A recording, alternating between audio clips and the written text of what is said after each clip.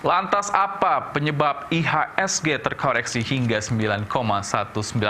Sudah bergabung bersama kami ada Direktur PT Purwanto Asset Management, Edwin Sebayang. Selamat siang, Pak Edwin. Ya, Pak Edwin, apa faktor Siang, utama Mas. IHSG terkoreksi saat dalam hari ini? Iya, kalau misal kita lihat ya penyebab daripada IHSG turun hari ini lebih karena adjustment terhadap penurunan bursa Wall Street ya dan juga bursa regional lain sebagai dampak dari diumumkannya penyesuaian tarif oleh Presiden Amerika, Mas. Jadi apa nama itu penyebabnya, Mas? Oke, ini artinya penurunan lebih dipengaruhi faktor domestik atau eksternal?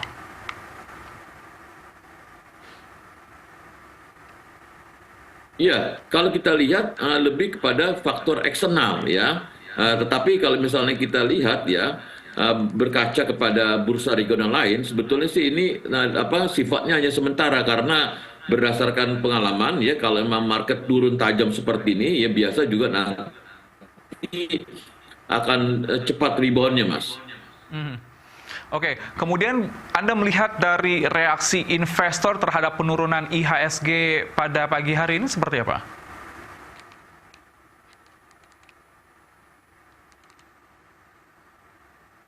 Iya, jadi kalau misalnya kita lihat, Mas, ya justru dari apa namanya investor di kejatuhan harga saham saat ini tuh untuk melakukan pembelian, ya karena apa? Karena ini kayak seperti dapat jackpot, Mas ya. Jarang-jarang, misal sebagai contoh beli bisa beli saham BCA, ya. Kemarin penutupan sebelum kita libur Hari Raya Idul Fitri itu 8.500 tadi pagi pas lagi di halt itu pembukaan di 7.400 ya dan sekarang saham BCA sudah balik lagi Mas sudah di 7.900 lagi. Jadi memang ini semacam dapat jackpot sih Mas. Justru mereka memanfaatkan momentum seperti ini untuk mendapatkan keuntungan untuk melakukan pembelian Mas. Oke, kemudian ini tadi Anda mengatakan bahwa ada faktor eksternal yang mempengaruhi IHSG merah begitu ya, dan ini lumayan cukup bisa dikatakan sejarah juga terendah gitu di Indonesia. Kemudian ini bagaimana dengan relasinya antara kebijakan Trump yang menerapkan pajak dan ini juga ekspor ke berbagai di seluruh dunia?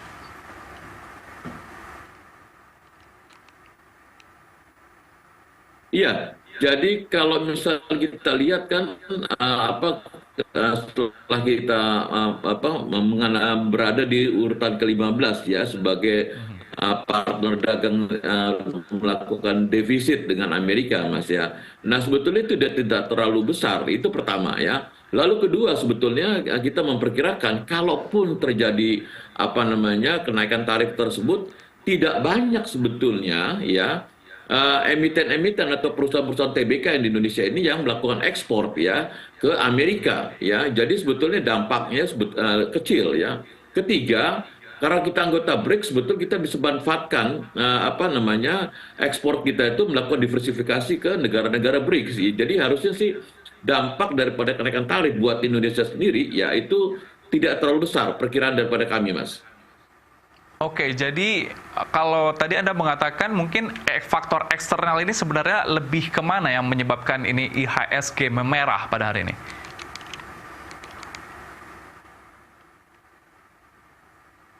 Ya, lebih kepada adjustment aja, apa namanya, bursa regional mengalami kejatuhan. Kayak kemarin, sebagai contoh, Hang Seng turun sampai sekitar 13%, ya. Lalu selama kita libur, ya, apa, Wall Street, Dow Jones sendiri turun hampir sekitar 9,5%. Nah, market Indonesia melakukan adjustment, ya. Tetapi memang tidak serta-merta itu akan setara seperti itu. Tergantung lagi bagaimana respon daripada investor di dalam negeri. Karena seperti tadi saya bilang tadi, kejatuhan seperti ini tuh dimanfaatkan oleh mereka untuk melakukan pembelian ya dan memang berdasarkan pengalaman karena memang dampaknya ini sumber kejatuhan lebih kepada eksternal bukan kepada internal sehingga kejatuhan ini tidak akan berlangsung lama ya, seperti itu Oke. Mas.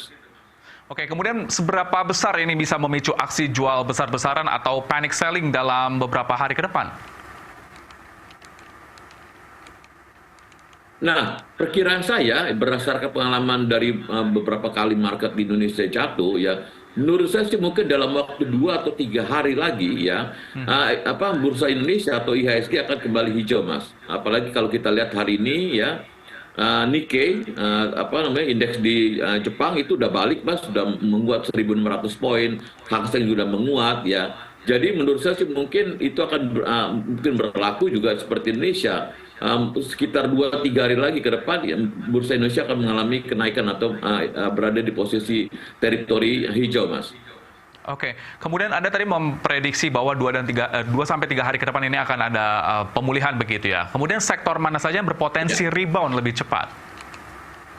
Nah, jadi kalau kita lihat sektor apa yang memberikan kontribusi terbesar terhadap jatuh indeks hari ini adalah pasti sektor perbankan ya. Nah, jadi saya lihat ini saham-saham perbankan akan rebound, apalagi kalau kita lihat saham-saham perbankan dari BUMN ya seperti Mandiri, lalu BRI ya, BNI itu akan memberikan dividen yang secara yield itu bagus banget, besar banget. Itu pertama ya.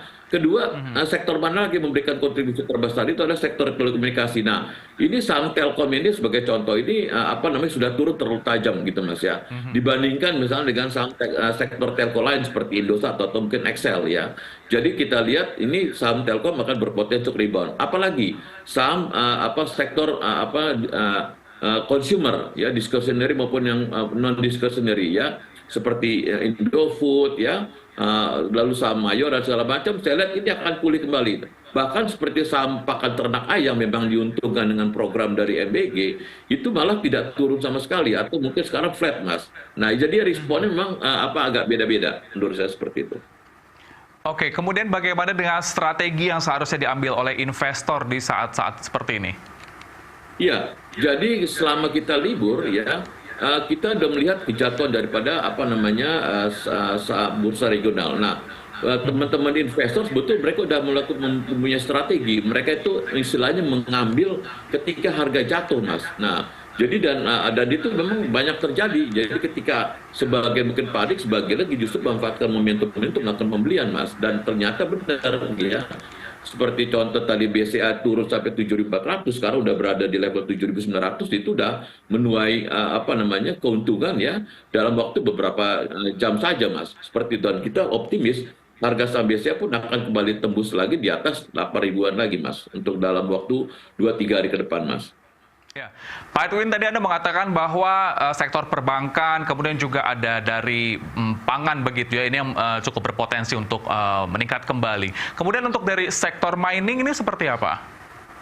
Nah, mining ini agak sedikit tricky, Mas, karena kalau kita lihat dari contoh harga minyak mentah dunia, Mas ya, itu kan turunnya hampir lebih daripada 14%, Mas ya. Jadi itu butuh waktu lebih lama ya. Lalu juga kita saham mining lain seperti batu bara ya, itu mungkin akan butuh waktu untuk rebound lagi. Nah, tetapi kalau kita lihat dari mining misalnya dari logam mulia atau emas ya, itu menurut saya sih mungkin akan reboundnya akan lebih cepat, karena kalau kita lihat dari harga emas komoditis sendiri itu dia sudah mulai mengalami rebound, Mas, dari kejatuhan kemarin. Jadi saham-saham berbasis logam mulia ya atau emas menurut saya sih akan lebih cepat reboundnya ketimbang harga yang berbasis minyak atau batu bara, Mas. Oke, baik. Terima kasih Direktur PT Purwanto Asset Management, Edwin Sebayang, untuk waktunya di NTV Today. Sehat selalu.